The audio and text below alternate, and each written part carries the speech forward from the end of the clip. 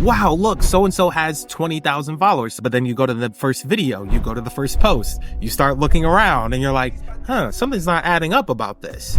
This is Nate Nelson. He was a YouTube coach for VidIQ and is a creator himself with almost 200,000 subscribers on his Shorts channel. He reached more than 100 million views on his channel, with several shorts hitting over 10 million views. But despite this massive success, he noticed something wasn't adding up. Today, he's revealing why focusing on shorts won't grow your podcast despite massive views. They're two separate audiences, right? And they're usually two different behaviors. You get 10,000 subscribers of shorts, your long form views are still nothing. Why you have to focus on long-form content instead if you want to build true authority and a loyal audience. I'm so happy you brought this up. In terms of establishing your initial audience, in terms of making money, in terms of getting leads, in terms of growing your business, shorts is not going to do the trick. And we will cover the right strategy you should be using to grow your podcast channel the right way. Building a YouTube first podcast. I think that's something you guys are doing really well. Like even before we started recording, you were talking about, hey, here's what the title thumbnail is going to look like. Here's what the hook is going to look like. Nay, if you had a podcast and were focusing only on the crucial 20%, would shorts make the cut for maximum growth?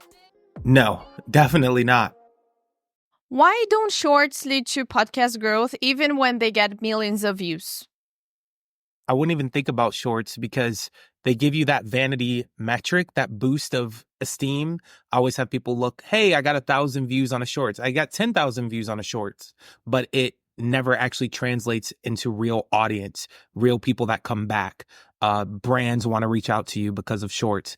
And it's so fluctuating that you can't even build a real business off of it. There's less predictability. There's a million reasons why shorts would not make the cut for me. I see shorts. I was just talking to someone at a YouTube event I went to this week, and he's a manager for a few different really big channels. And he was telling me he always tells people that shorts are really great for just growing your subscriber base if you just want the number to go up. You want the number to go up because you want to sell to a bigger brand. You already have a lot of long form views. But in terms of establishing your channel, in terms of establishing your initial audience, in terms of making money, in terms of getting leads, in terms of growing your business, all the other things outside of vanity metrics or making your subscribers go up, shorts is not going to do the trick because people don't select your video, right? They're just scrolling and you pop up, but they're not, when they're sitting down ready to watch the TV, which we know a lot of YouTube viewership is going towards,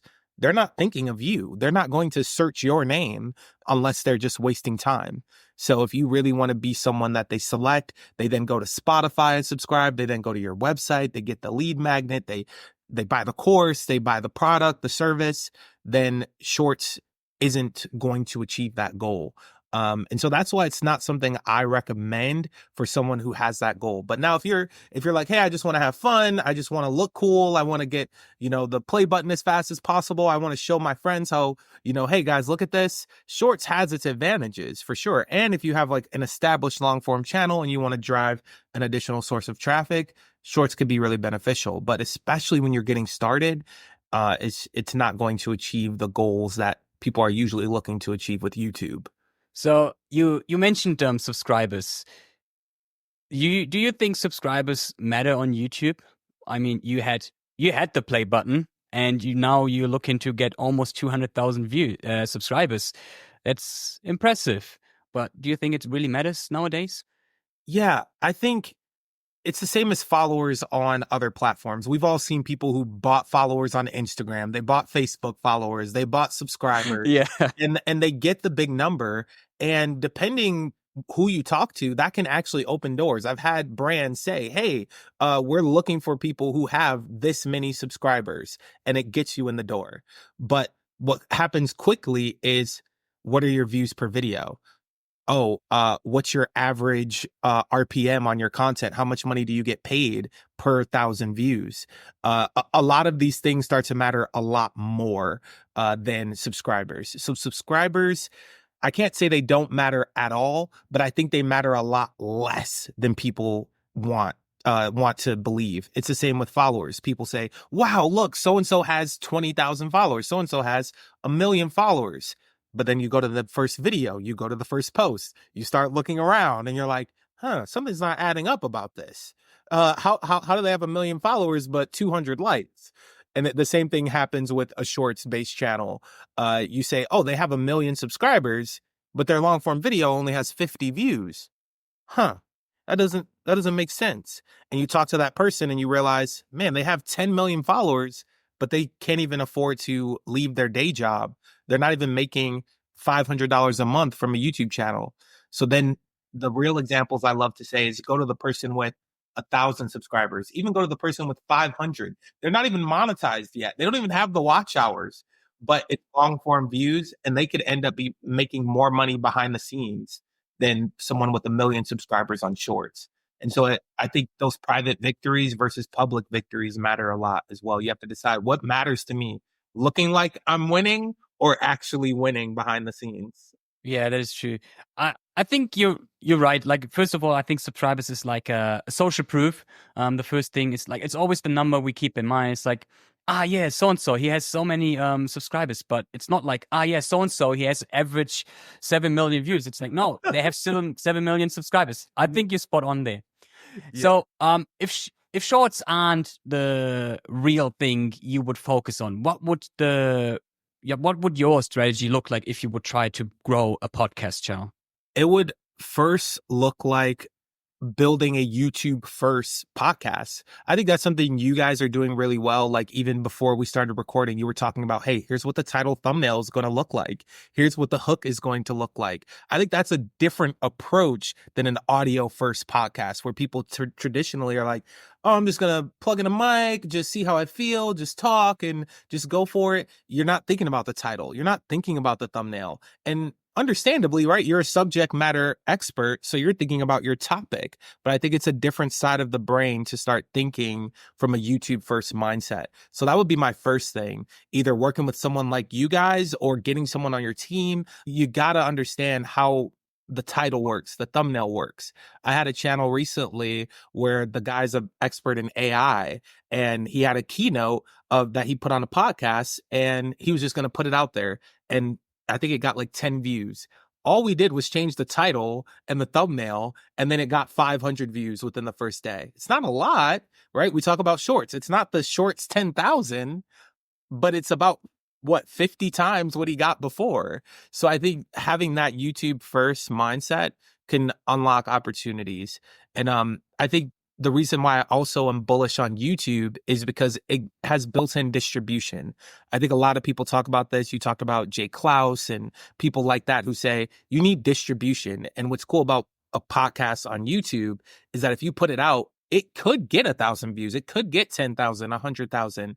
But when you put it on Spotify alone, their recommendation engine as of right now, it's okay, but it's not enough for you to wake up and like, oh my gosh, we have 10,000 downloads. That's crazy. Seems like the ones who get big keep getting bigger. Like once you're big, it's easy. But we're talking about the people who are getting started or at that mid-tier level. Like, okay, we've been doing it for a while. We're ready to go to the next level. That's not probably going to happen as of right now through their recommendation and ranking alone. Many people would like to know, why do you believe YouTube Shorts aren't converting to long-form viewers? That's a very powerful question, right? And that's the bread and butter of shorts or long form. And what we found from the channels that I've worked with and from what people share online is they're two separate audiences, right? And they're usually two different behaviors. So even if I watch shorts and I watch long form, I'm probably watching two different things. Like, I know for me personally, I love watching funny shorts. It's like, oh, that's great. But when I go on my TV, I'm not looking to watch like a funny short or a funny skit. I'm ready to dive into a podcast or interview or a documentary or a short film, something really high quality. And so I think understanding that allows you to then understand the type of content you want to create on each side. So even with the podcast clips, I think there's opportunity for big channels that are doing long form to create clips that then drive there. And we see that happening with the related shorts feature driving a lot of traffic to long form videos. So that's one of the only ways I've seen it work effectively, is when the direct CTA is almost like continue watching this full video, rather than like, here's this random video. Hopefully they'll show up on my channel and watch my other stuff. It has to be that clip and then driving to the full thing. But even then, that's not where you want to start, because you get 10,000 subscribers of shorts and your long form views are still nothing. So I think it's the reason, going back to your original question, why I think it's different and it's so hard to get people from shorts to long form, is because they're not watching the same thing that they're watching on shorts and long form. And quite often they're two different types of people. Yeah, so as you're a creator of, you did mostly shorts, but then you tried to do some long form. Can you dive a little bit deeper into what do you feel is like, you said there are different algorithm. Can you dive deeper into that? When you're on shorts, the video just pops up, right? I've been watching my channel and other channels. They're pushing them more a little bit, right? You're starting to see click-through rate and impressions and things like that. Your thumbnail on shorts is starting to matter a little bit more, but nothing compared to a long form video. So if you have a really great hook on your shorts video, it could take off. Your title could be trash. Your thumbnail could be terrible. You know, the even the concept of the video itself, it could just get people watching all the way to the end because it was random or something funny happened, right? You can trip and fall into a viral short. That's not very likely to happen on a long form video, because someone has to click it. Someone has to say, that looks interesting. I'm going to click this video and watch it, which is a way bigger commitment relative to just, oh, hey, here's this video. Am I going to keep watching or am I going to swipe past it? So I think the algorithm has to take into effect different metrics. So they're watching impressions, click-through rate, and that first retention of the, let's say, first 3 seconds. Of course, they're watching a lot less than that, but I think that matters a lot more. And then over on shorts, it really comes down to watch time. Like, did they watch it? Did they swipe? Or did they not? I think there's less metrics to watch for shorts algorithm versus long form. Like, because sometimes people will stop on the long form video and start watching it a little bit and then keep going. Like, right, there's so many different variables you could look at with the long form video, which I think also makes it harder, more things you have to get right in order for it to do well. I would love to know, what are the biggest challenges of creators when they try to build an audience or community using shorts? And I think the best way to explain it is my own journey. I started on YouTube 10 years ago, okay? And it's funny because people always say like, oh, I started on YouTube this day. I started on YouTube. I created my YouTube channel in like 2009 technically. And of course I was putting videos up there as for fun and skits with my friends. And then I started to take it more seriously around like 2013 after I graduated high school. And it never really went anywhere, right?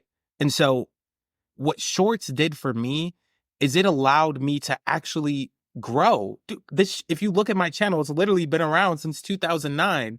But in like 2021, it was like, boom. When I promise you, I never had a video over like 1,000 views. And that video I marketed, I told my friends to watch it. I told my family to watch it. I pushed my way to 1,000 views. And so what happened with shorts is it gave you that taste of success. And so then it became, let me just keep doing this. Let me do this again. And I think there's merit to that, but it doesn't end there. I think feeling like, okay, this is it. I'm just going to stick with this. I think short should be the thing that tells you, now let me go to long form. So I think the biggest mistake I made was I said, okay, now I'm just going to go with shorts. And once I tried long form a little bit, it didn't work. I was like, okay, I'm going back to shorts, as opposed to saying, let me take all the lessons I learned from shorts and bring them to long form. And if I could go back in time, I would tell myself, look at what you did with shorts. You can do the same thing with long form. You just got to learn different skills rather than thinking I'm just a shorts creator or I'm just shorts only work for my channel. I think that's the biggest mistake people make is just it's silly, but it's like a beliefs thing, right? It's like I can't do it. Yeah, I think you're right. I think it's like a limiting belief thing. It's like, so long form isn't for me. It's a limiting belief. It's like, no, you should tell yourself that I haven't figured out yet how long form is working, because as you're saying, there are so many more things coming with it. Like you need to focus on title and thumbnail first, and not just after while uploading. While on, you said shorts, it's like no one is clicking really. It's more like a swipe, the majority of it. Okay, I have to say this. The other problem with long form compared to shorts, the problem with long form, as much as we're talking like long form is amazing, when all those variables get created, like title, you need a good thumbnail, you need a good hook. The video's got to be a little bit longer. Or what's your description? Oh, should I be using tags? That creates, let me not do anything, right? Like, okay, I have to do all that. I'm just going to watch YouTube instead of create on YouTube. I'm just going to stick with the audio podcast. Even though it's not growing, it's easier. So I think just helping people get started, like if you just get started with long form, commit to a cadence of once every 2 weeks, once a month, it doesn't even matter, once a week, whatever you can do that, and then start learning. And that's what happened with me with shorts. That's the lesson I'm taking to long form this year is just keep going. It was so easy. I didn't care. I think people care less about shorts views. So you have to bring that shorts mindset to long form. Like, I don't care if this gets no views. I don't care if it doesn't work. I'm going to learn and I'm going to come back with the next video even better. There's a shorts mindset that can be applied to the way you do long form. I love it. I love it. So we were talking before about the algorithm, and that you said it was like tough for you to bring the short form views to long form. Do you think shorts can impact your channel?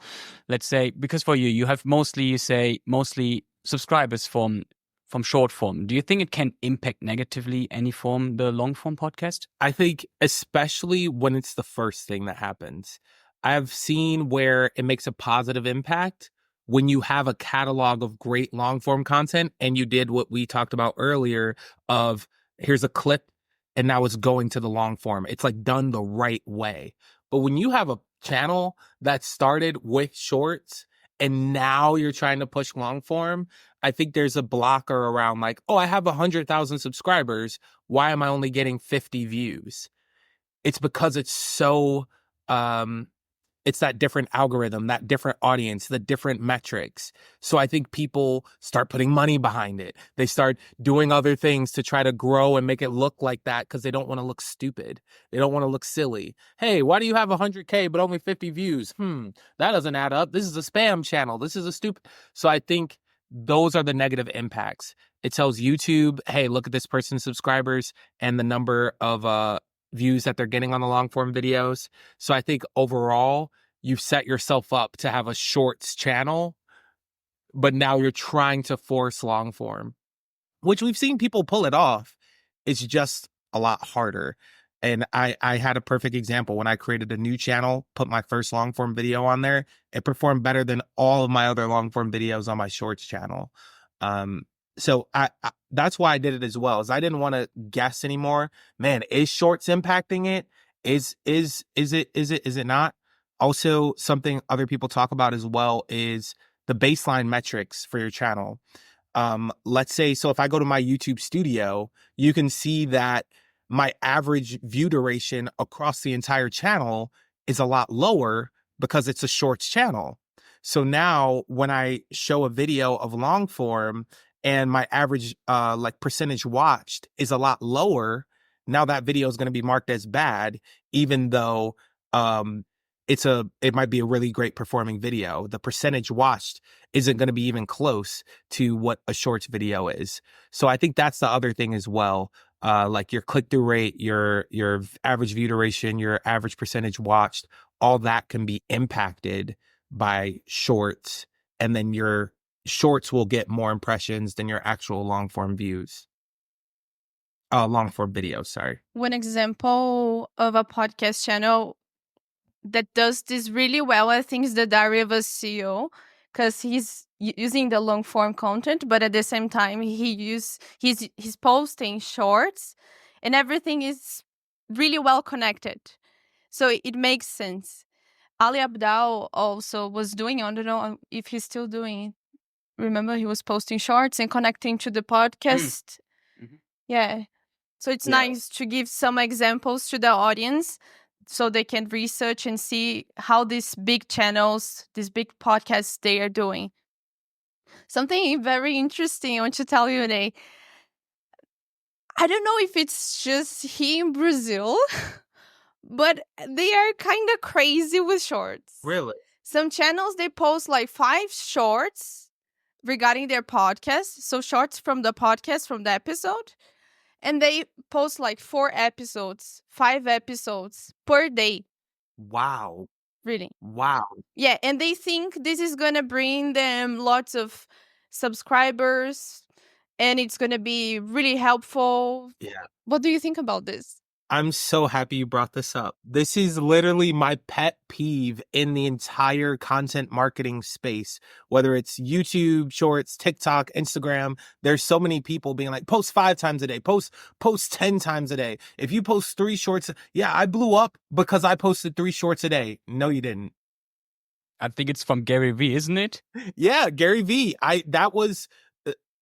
No, people, and there's even other people who say, oh, I blew up because I posted 3 videos a day for 30 days and everything. That's not why you blew up. Why you blew up is because one of those videos or 2, or maybe let's say 30% of them had a certain formula or hook, or the data was good enough for the platform to say, I'm going to show it to more people. And the mistake that I find, quantity is good, but it has to be getting better. So I think the approach is, if you post a lot, you should be changing something, improving with every single one of those videos. If you do that, you're basically just taking the timeline of learning. Instead of posting 50 videos in a year, you posted 50 within 2 months, and now you're growing faster because you're making changes. But what happens is other people hear that like, oh, 5 videos a day. I have a friend who does this. He's like, oh yeah, 3 videos a day. And so he thinks posting 3 videos a day is what's going to help him grow. And he's posting just trash. He's posting 3 random clips that don't work and don't move the needle. That's not the thing. The thing is looking at the analytics, making the change to the hook. And people usually at the beginning don't have the capacity to post that much and get that amount of learning at the same time. So people are usually better off with a slower pace initially. And then once you find something that works, you post a video, gets 1 million, and you're like, oh, let me try. And then another 1 million. Then it can become, if you want to grow exponentially, you can scale it up. But we've seen so many people, it's like music. People blow up, have a one-hit wonder, and then they're done. It's over because they didn't learn. And I think that's one thing I did learn with my shorts channel. You'll see if you look at the data for my shorts channel, it's doing great right now. I haven't even posted in like, I don't know, 4 or 5 months, but it's still getting views. I'm getting checks. It's because I understand why it worked, and then I keep iterating. If you have that mindset, shorts, long form, TikTok, Instagram, it doesn't matter. You will grow on all these platforms. Yeah, I think the people with the 5 shorts a day or TikToks or whatever you want to call them, I think they're just thinking about the algorithm. I agree, because I'm feeding the algorithm, as you said. They're not learning at all. It's just feeding the algorithm. If that was true, then you would not see people who have a video that has like 20 million views and the rest of their videos have like 1 view. That happens all the time because it's not about feeding the algorithm as much as possible. People like Corey Kenshin, a creator my sister loves, he takes breaks for like a year and then comes back. The next video does incredible. It's not about the quantity. It really isn't. And I wish more people understood that. Oh my goodness, me too. Because here in Brazil, what I see is like people focusing too much on quantity and forgetting that they have to analyze what they have posted already and seek for improvement. Yeah. But they are just like, okay, I need to post more, and that's it. and they are just stuck. It goes back to ease. It's a lot easier to say, hey guys, we need to post one video a day. Like, it's a lot easier to say that than to say, hey guys, we need to post one video, and then we need to look at these metrics, and then based on that, we need to make 5 improvements, and then for the next video, that's what we need to do. That's a little bit more challenging, but it's simple. It's very simple, but people have to be willing to kind of think a little bit more. Of course. And you are working smarter if you do this. Yeah. I've had tension with that with a lot of people. But when they listen to me or listen to other people, like it's like the 1% better mindset, right? It's like, if you keep getting better, it's inevitable. You don't have to change a lot, but if you just change one thing, it doesn't have to be much. You can grow pretty quickly. So I would like to know how you would implement shorts if you would have a podcast channel. What I stated earlier around first starting with that YouTube first mindset around the podcast would be my first point thing, right? So first with the long form. If I don't have that, I'm not doing shorts. So that's the first thing, is like, how would I implement shorts? I wouldn't do it at all if I didn't have those things in place first. Now let's assume I'm doing great titles, I'm doing great thumbnails, and my long form is starting to get traction. And now I'm like, okay, I think I could get even more growth with shorts. I would take that trailer mindset. And so this is what we did for one of the podcast channels I used to work with. So I was a podcast video manager at a job that I had. And so we weren't doing any video podcasts before. And then when I came in, I was like, okay, let's figure this out. We had a designer for the thumbnail. We had great editing for like in Descript. And I was like, okay, let's do shorts. And so we took the best clips, the hottest moments, and we put them on shorts, and then we used that related short feature. And then what we did after, let's say, the first 2 or 3 is we looked at the video that we linked. We went into analytics and we saw, in terms of traffic, there's a graph that'll show you the traffic to the video. Is it from search? Is it from browse? Well, you'll also see related shorts. Did traffic actually come to the long form video from related shorts? That is the thing I would be looking at. That is my North Star, because we're not creating shorts just to get shorts views. We're getting them to get long form views. So that would be the metric that I'm aiming at increasing with every short that we do. So then, in order to optimize the shorts video, I would be optimizing my hook, my viewed versus swiped away rate, and I would be looking at that, how many people got related shorts views to the long form. So that's how I would approach it, but only after I had my title, thumbnail, and hook in place for the long form video. The related shorts feature is fire. There was a channel I was working with, and he was doing really good on shorts, but his long form wasn't doing well. And once we started this process of like really focusing on improving the related shorts metric, related shorts became his #1 driver of long form views. And then it ended up hitting browse and taking off. So related shorts almost brought back videos that were like, I think the video had like 200 views initially, and then it ended up reaching like 4,000 views just through related shorts. So it's like, it can really be powerful if a percentage of those people end up watching the long form video. Do you know how the average view duration was from the shorts traffic? Like, because as we know, shorts are not longer than 1 minute. Well, now YouTube changed it to up to 3 minutes, but that's why I always think it's hard to convert shorts viewer to long viewer, because it's like, it's like you're trying to tell someone who's watching 60-second shorts to watch now an hour-long podcast. So do you know anything about the average view duration of this traffic? Yeah, so what was cool is that in analytics, you can look at the retention graph just for those related shorts people, right? And so what was really interesting for that channel I was working with specifically, he didn't take the approach of a trailer mindset. And you guys hinted at this a little bit, right? So it was actually like the beginning of the video. It was the beginning of the video. And so then when they hit play on the related shorts, it showed them the same part they had already seen.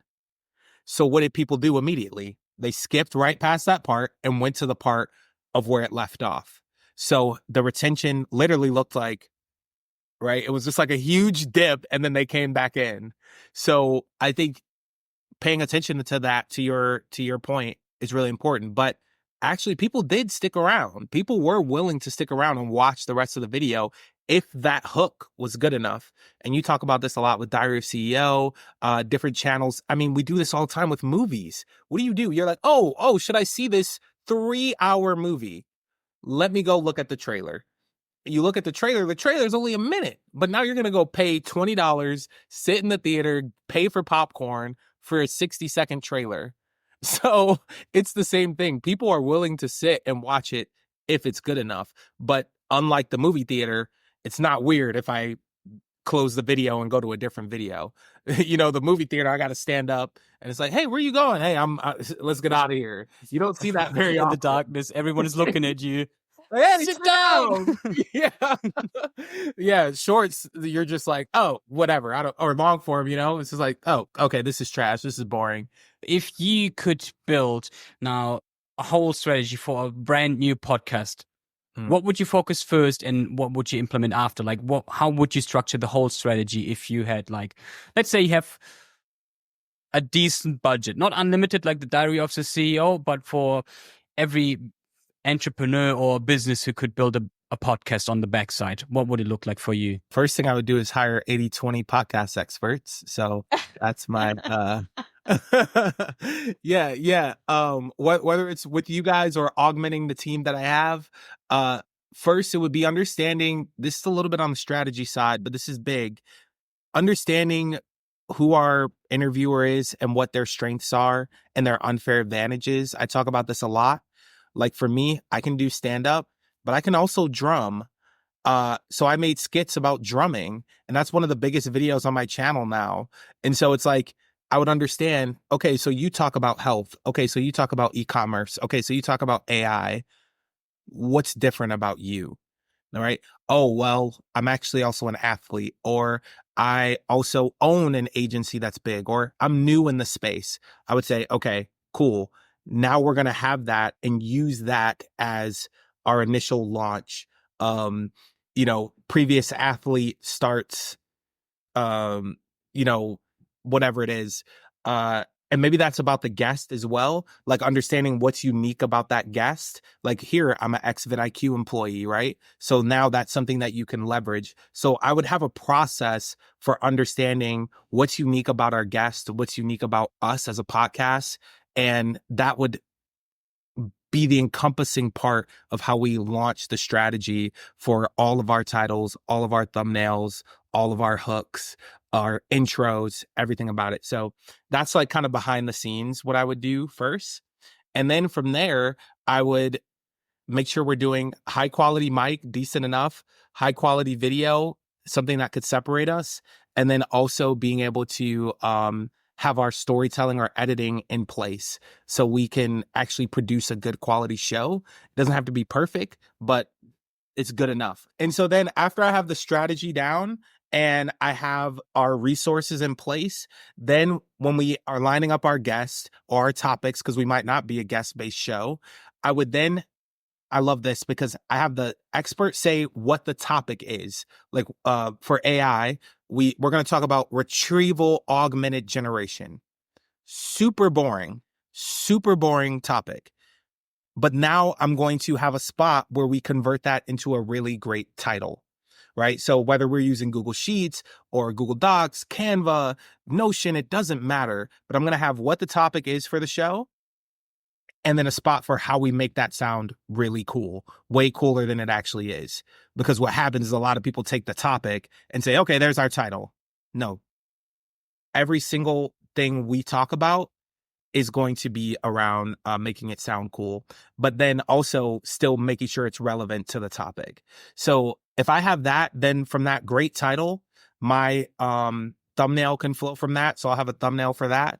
And so I basically would have the structure in place. So my strategy around our unfair advantages, how our guests or topics unfair advantage, and then I would have my resources in place around an editor, 80/20 augmenting that side of the team, any resources we need around that, and then finally almost like a database or a structure around, here's a topic we're going to talk about, here's the title, and here's the thumbnail. And then from there, I think everything else could scale, because then we'll track the data. We'll look at really just click-through rate and average retention, like our hook rate, maybe in the first 30 seconds. Could even be a screenshot. I think something you did or someone else I learned from, screenshot of the retention graph right there in that database as well. So then when we're editing the next video, we literally have the retention graph right there. That's all I need to grow. If I have those like 5 things, I feel like there's nothing stopping us, because even if we have a bad video, we'll know why. Awesome. Loving it. Let's finish it up with some 5 quick rapid questions.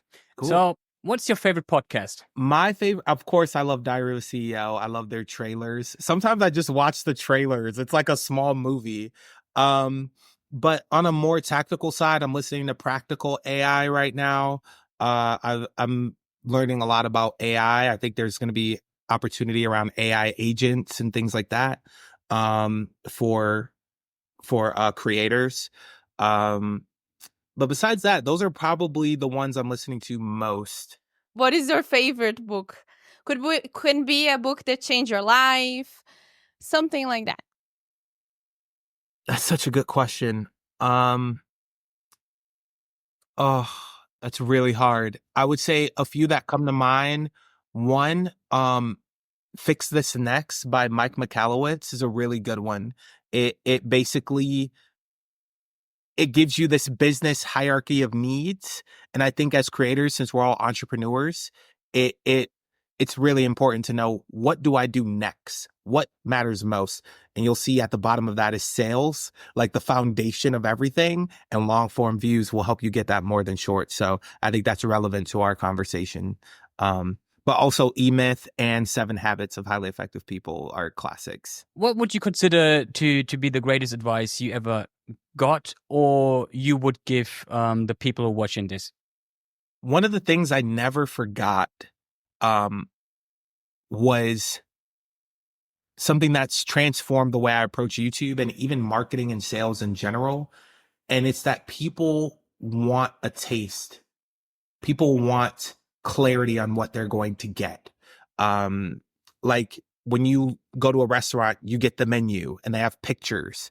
So with YouTube, if you can, give them a preview in the title, thumbnail, copy of what they're going to see. Or sometimes that's why you see these very minimal thumbnails work, because it's just me sitting here talking and looking like this.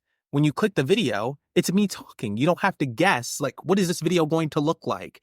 And that's why those very old school backgrounds with, like, the traditional Canva template, it's like, why would I click this? I have no idea if your audio is going to be good, your quality is going to be good. If you see me right here with a microphone looking like this, then you're like, okay, this guy's probably going to have a good audio setup. So I think that the thumbnail is a window into the video. That is gold. And you realize you might need to do a lot less work than you think you do. That's something that I'm still like marinating on to this day. I think we are trying to learn this as well. We still sometimes struggling a little bit with too much production, but at the end of the day, hey, simplicity sometimes is so much easier, because it's like, what does the viewer expect if he's clicking on this thumbnail? That's the big thing. Yeah. And I think we even talked about one point with like the thumbnail. I don't know if I'm saying this right, but the thumbnail being the first frame of the video, and it's like, I'm getting exactly what I hoped for. And you see this a lot. I think I saw one, I think I shared with you before, but let's say I'm talking about these glasses and I'm like this in the thumbnail. And then when you hit play, it's like, all right, today we're going to be talking about these glasses. So it's like, holy smack. This is exactly. So I see people even like do poses and have like a sign and stuff. And then when you hit play, they're like, they're like putting the sign down and talking to you. So to me, that's exactly what you're talking about. I would love to know if you have a hero. So What a great question. One of my heroes was Eric Thomas for quite some time. He's like a motivational speaker. He's from Detroit, Michigan, which is where I grew up. And yeah, I really looked up to him. I met him a few times, went to his conferences. He inspired me to just be motivational and go after my goals. And, I really looked up to him. And then, of course, my grandpa, he's a musician, played with Temptation, Stevie Wonder, incredible drummer. I ended up being a drummer because of him. And then my dad was a drummer because of him. So I think the way he's done entertainment, but also managed to like stay in business and things like that, I think is really, really awesome too. So what are you looking for your future? Is there anything exciting projects you would like to tell us about? What do you have in plan, Nate? One of the biggest things I noticed at vidIQ, talking to other creator friends, these YouTube meetups, VidCon, all of it is community and accountability, right? So being a creator is lonely. And then also, no one cares if you don't post, right? No one's like, hey, David, Lou, where's the new video you said you were going to post? I've been waiting on it. Unless you're already established. And at that point, you probably don't need the accountability and support at that stage. So something I'm working on is a solution to that. Imagine Duolingo, but for content creators, not on the education, but on the annoying you to continue going after what you said you were going to do. So that's something I'm working on. It's called Creator Quest for right now. I'm working on it with a good friend of mine, Hallie. She's great. And I think it's something that could change the game. We're just getting started. It's only a few of us, like nothing big. But if you feel like, man, I wish I've been feeling more community. I'm tired of all the discords that come and go, and I want something that could really stick around for a while, then I definitely consider checking this out. If you go to naycook.com, just NAY Cook, and then there'll be a spot to like get on the list for the newsletter. If you put in your name or just email in there, then we'll send you where you can learn a little bit more about when we launch. As Nate mentioned, you need to focus on a YouTube-first podcast to truly grow your audience. You have to master things like title, thumbnails, hook, and the strategy. We exactly did this for this brand new channel and got 28,000 views and 1,000 subs with just 4 videos in. Click on this next video because we reveal our entire strategy for free there so you can steal our framework for yourself. See you there!